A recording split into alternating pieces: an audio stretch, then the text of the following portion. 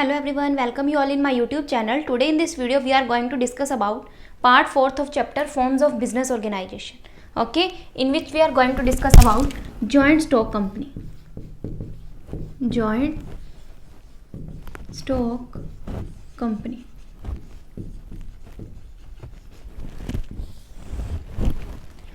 जो company form है business organisation की, वो क्या है, सबसे इंपॉर्टेंट फॉर्म है लार्ज स्केल पे अपनी बिजनेस एक्टिविटीज़ को परफॉर्म करने के लिए। क्लियर। जो कंपनी है, ठीक है, वो क्या करती है, ज़्यादा से ज़्यादा पब्लिक को क्या करती है, अट्रैक्ट करती है। ज़्यादा से ज़्यादा पब्लिक क्या करे, कंपनी में कैपिटल इन्वेस्ट करे, जिसके कारण क्या होता है, कंपनी के पास ह्यूज फंड्स हो जाते हैं ताकि वो क्या कर सके, आगे एक्सपर्ट को हायर कर सके और बिजनेस एक्टिविटीज़ को सही तरीके से एफिशिएंटली परफॉर्म किया जा सके। ओके।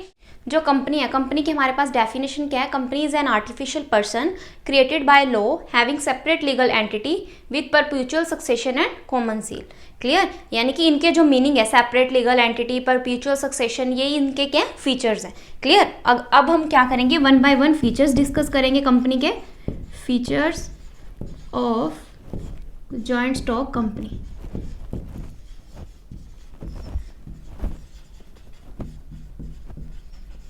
ओके। फर्स्ट है हमारे पास सेपरेट एग्जिस्टेंस। सेकंड है हमारे पास आर्टिफिशियल पर्सन।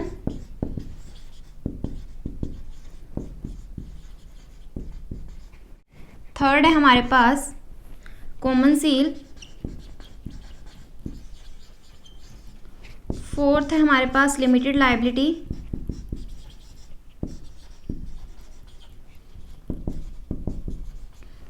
फिफ्थ है हमारे पास registration.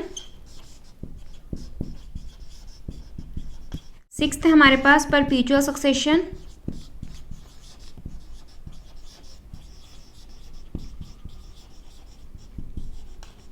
And the last one is separation of ownership and control.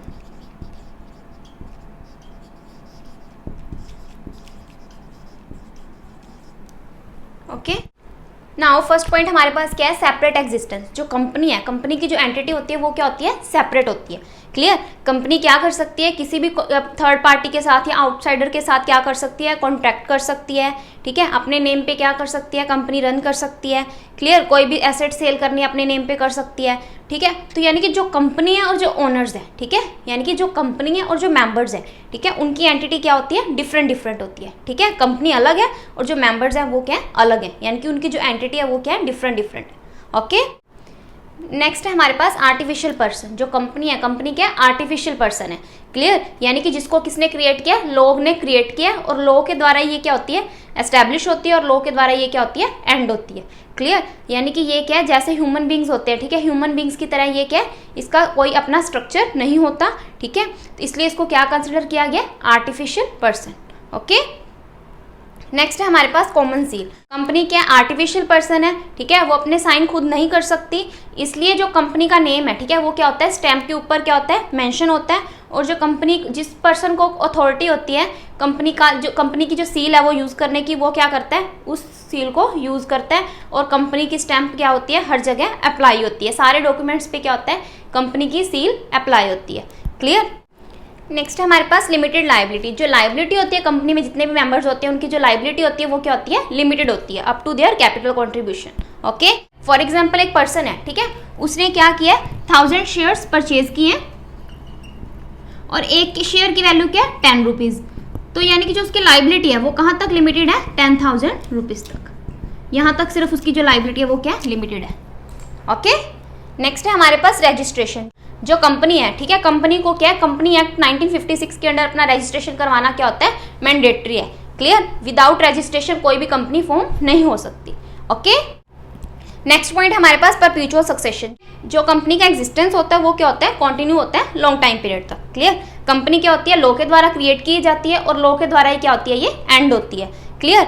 यानी कि इसमें हमारे एक कोटेशन है हमारे पास, मेंबर्स में कम मेंबर्स में go but the company goes on for ever, यानी कि कोई भी मेंबर आता है या कोई मेंबर जाता है, ठीक है, उससे कंपनी के ऊपर कोई इफेक्ट नहीं पड़ता। For example in case of death और इंसॉल्वेंसी, क्लियर, मेंबर्स क्या होते हैं, एग्जिट करते हैं कंपनी से, बट जो कंपनी है, ठीक है, वो कब एग्जिट करती है, वाइंडिंग अप, जब कंपनी क्या हो जाती है, वाइंडिंग अप हो जाती है और लीगल फॉर्मेलिटीज कंप्लीट होने के बाद कंपनी क्या अपने आप को वाइंड अप कर सकती है। ओके, नेक्स्ट पॉइंट हमारे पास separation of ownership and control. Okay, जो कंपनी है, कंपनी के अंदर पैसा कौन इन्वेस्ट करता है, शेयर होल्डर्स, क्लियर। तो शेयर होल्डर्स कौन होते हैं, जो कंपनी के ओनर होते हैं, क्लियर। तो शेयर होल्डर क्या करते हैं, आगे डायरेक्टर्स को अपॉइंट करते हैं।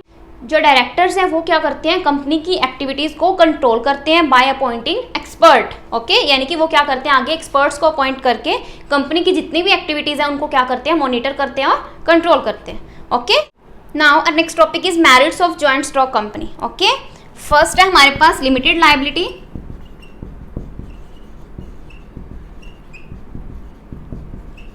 नेक्स्ट है हमारे पास ट्रांसफर ऑफ इंटरेस्ट,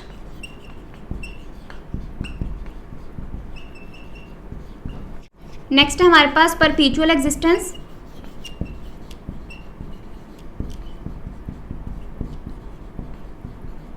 नेक्स्ट है हमारे पास growth and expansion,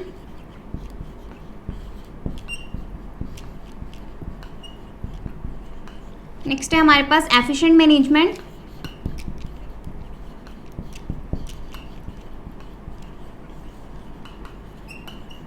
and the last one is large amount of capital, large amount of capital.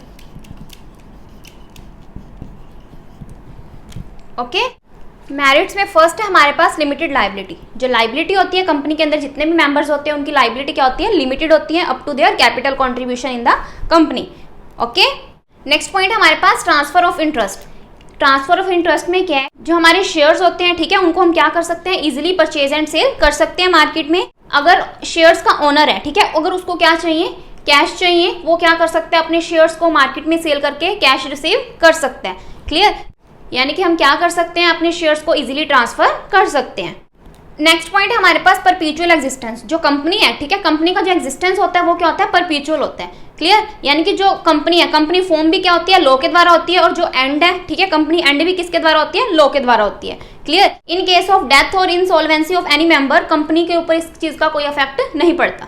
Clear, next point है हमारे पास ग्रोथ एंड एक्सपेंशन। कंपनी क्या करती है, ज्यादा से ज्यादा पब्लिक को क्या करती है, अट्रैक्ट करती है कि हमारी कंपनी के शेयर्स में पैसा इन्वेस्ट करो। क्लियर, तो इससे कंपनी के पास जो रिसोर्सेज हैं, ठीक है, फाइनेंशियल रिसोर्सेज क्या हो जाते हैं, ज़्यादा हो जाते हैं। ठीक है, अगर किसी भी कंपनी के पास फाइनेंशियल रिसोर्सेज ज़्यादा है, ठीक है, तो वो क्या कर सकती है, अपनी कंपनी को इजीली ग्रो कर सकती है और अपने बिजनेस को एक्सपेंड कर सकती है। क्लियर, नेक्स्ट पॉइंट है हमारे पास एफिशिएंट मैनेजमेंट। एफिशिएंट मैनेजमेंट में क्या है कि अगर एक कंपनी के पास क्या है, ज़्यादा फंड्स हैं, ठीक है, तो वो क्या करती है, एक्सपर्ट्स को अपॉइंट करती है। तो एक्सपर्ट्स क्या करते हैं, मैनेजरियल एक्टिविटीज़ और अदर एक्टिविटीज़ को परफॉर्म करते हैं कंपनी के अंदर। इससे क्या होता है, कंपनी की जो एफिशिएंसी है, ठीक है, वर्किंग एफिशिएंसी है, वो क्या होती है, इंक्रीज होती है। ओके, लास्ट पॉइंट है हमारे पास लार्ज अमाउंट ऑफ कैपिटल। जो कंपनी है, ठीक है, कंपनी के लिए सबसे बड़ा एडवांटेज क्या है कि कंपनी क्या करती है, जनरल पब्लिक को भी अपने शेयर्स इशू करती है। क्लियर, जो शेयर की वैल्यू होती है वो क्या होती है, बहुत स्मॉल होती है, तो लोकल जो जनरल पब्लिक है वो क्या करती है, ज्यादा से ज्यादा अप्लाई करती है, जिससे कंपनी के पास क्या होते हैं, large amount of fund collect हो जाते हैं। इसके अलावा कंपनी क्या करती है, जो फाइनेंशियल इंस्टीट्यूशंस है, ठीक है, उनसे लोन रेज करती है और आगे फर्दर क्या करती है, डिबेंचर्स इशू कर देती है या अदर सिक्योरिटीज में उस पैसे को इन्वेस्ट कर देती है। Okay, now our next topic is demerits of joint stock company. Okay, first है हमारे पास complexity in formation, complexity in formation. Next है हमारे पास लैक ऑफ सीक्रेसी,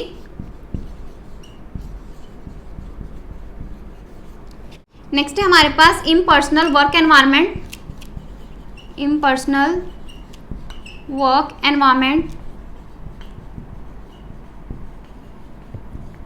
नेक्स्ट है हमारे पास ओलिग्राफिक मैनेजमेंट,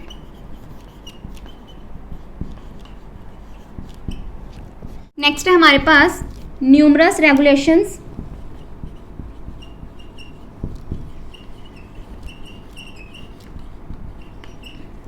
नेक्स्ट है हमारे पास conflict in interest, and the last one is delay in decision, delay in decisions.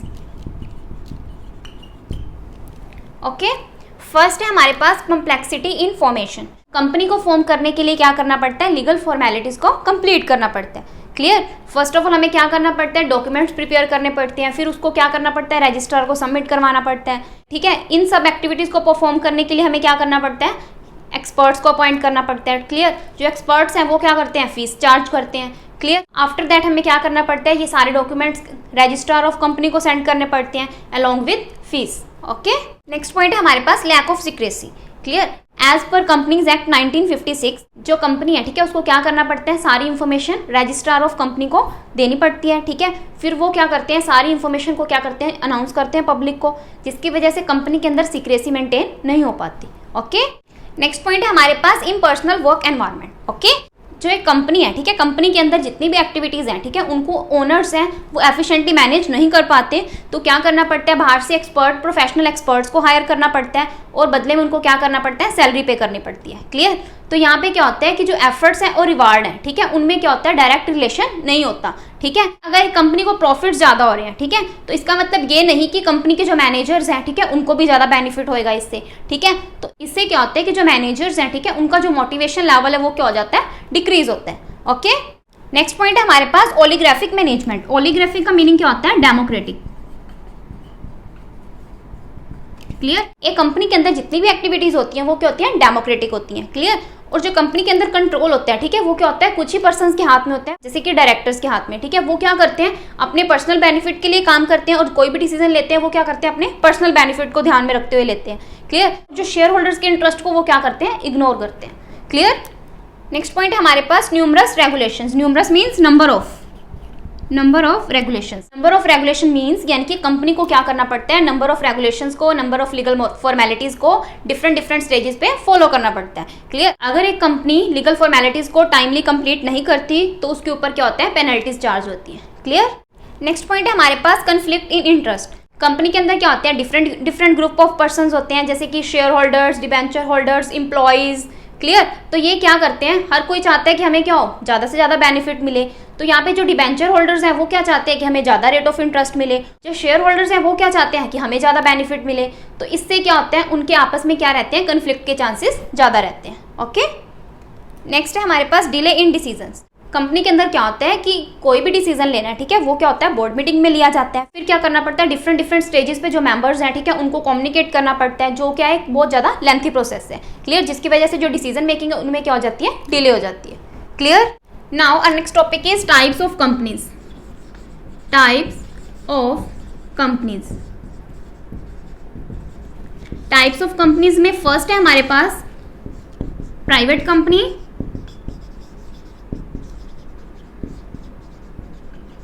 Second है हमारे पास public company, and the last one is OPC. It means one person company.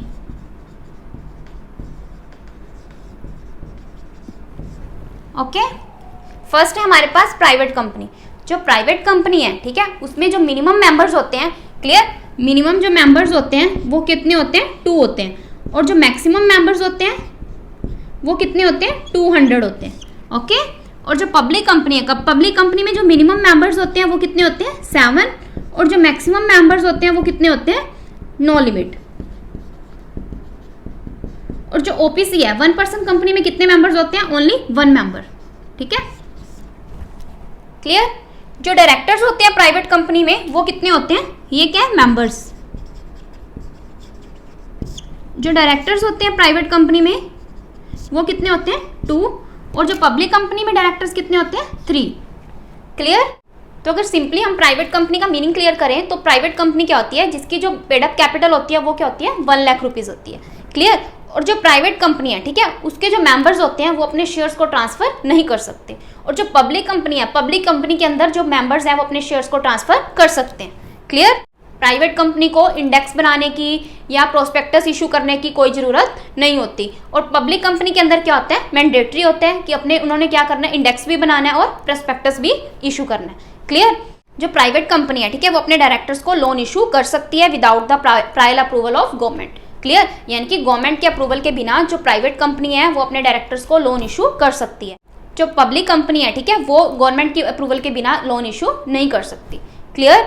जो private company है, ठीक है, after getting the certificate of registration अपने जो company है, ठीक है, अपने बिजनेस को कंटिन्यू कर सकती है। और जो पब्लिक कंपनी है, ठीक है, उसको क्या करना पड़ता है, certificate of commencement of business लेना पड़ता है, उसके बाद वो अपनी एक्टिविटीज को परफॉर्म कर सकती है। क्लियर? जो ओपीसी है, ठीक है, उसके अंदर क्या होता है, सिर्फ एक ही पर्सन होता है, और जो वो पर्सन है वो क्या होना चाहिए, नेचुरल पर्सन होना चाहिए, इंडिया का रेजिडेंट होना चाहिए। एक 1 पर्सन कंपनी अपने आप को पब्लिक और प्राइवेट कंपनी में कब कन्वर्ट कर सकती है, जब उसकी जो शेयर कैपिटल है वो क्या हो जाती है, 50 लाख से एक्सीड कर जाती है, और जो टर्नओवर है वो अगर 2 करोड़ से एक्सीड हो जाती है, तो जो ओपीसी है वो अपने आप को प्राइवेट कंपनी या पब्लिक कंपनी में कन्वर्ट कर सकती है। ओके, 1 पर्सन कंपनी के अंदर क्या होता है कि कोई भी पर्सन, ठीक है, एक से ज्यादा ओपीसी में का मेंबर नहीं बन सकता। So this is the end of part 4 of chapter forms of business organisation. अगर आपको मेरी वीडियो पसंद आई हो तो आप मेरी वीडियो को लाइक करें, शेयर करें और सब्सक्राइब करें मेरे चैनल को, ताकि आपको फर्दर अपडेट्स मिलते रहें। Thanks for listening and thank you everyone.